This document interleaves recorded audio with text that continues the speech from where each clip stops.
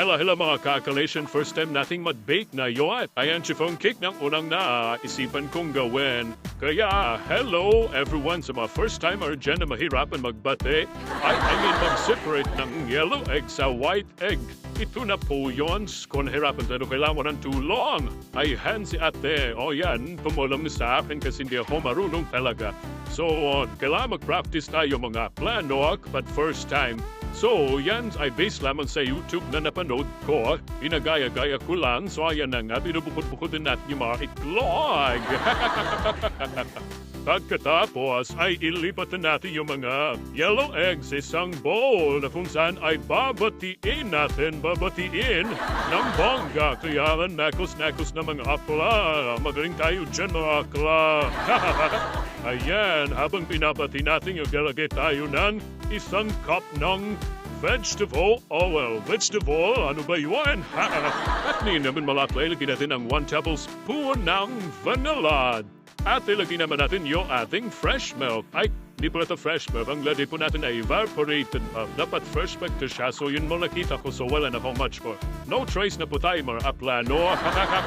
Then, ayan, mekos-mekos. Tapos ilagay natin ang 1 cup of sugar. Ayan, white sugar pudding. Tapos asin para may konting alat.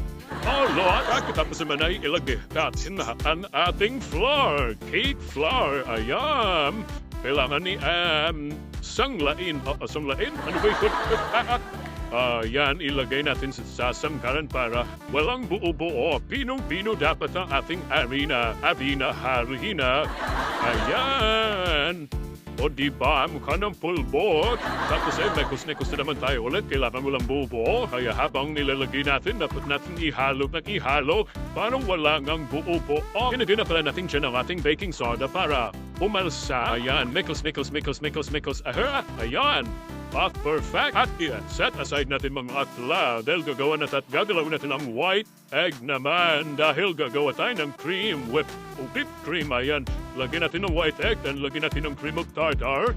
Tapos, ang gagawin natin ngayon ay i-mix damit ang ating mixer.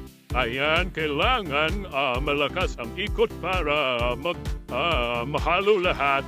Ayan, kailangan natin gawin yung perfect na cream. Tapos lagyan natin ng white sugar. 1 cup of white sugar. Ayan, perfect. Ayan. Tapos hanggang sa magiging smoothie. Parang something cream na ang dating niya. Para yan ay ihalo natin mamaya sa unang ginawa nating halo. Kasama yung hanina. Ayan. Perfect. Kulang pa yan. Kailangan sobrang creamy ang dating. Yan. Nilanan paikutin ang ating mixer. Tulad ng pagpaikot niya sa iyo, kaya ka iniwan eh. At kuhang okay, alright ang atin ng cream. Kaya I think pwede na to. Ayan, konti na lang. Para ihalo na natin mayat mayan. Parang pang-facial na yata to. So mayon ihalo na natin mga akla. Then yan lang ang paglagay. Paghalo, wag mo nang ilahat. Paglagay doon sa bowl para may time pa tayo. Ay, may chance baby ba ma-mix. Ayan, pwede mo kamadi akong dyan na halo. Dapat yung parhalo is yung ginagawing spatula. Dapat spatula niyan, dapat hindi gamitin yung ganyan. Ano ba tawag niyan?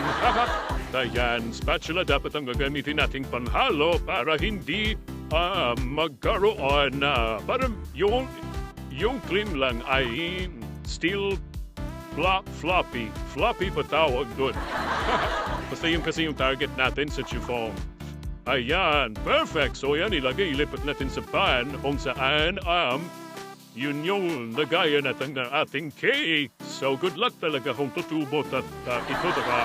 Yun naman ang gusto ko. Itap natin muna ng pretense para wala yung bula-bula at dapat ilagay natin siya sa oven na preheated na 170 degrees Celsius para sa 25-30 minutes. Ayan, ready na kami.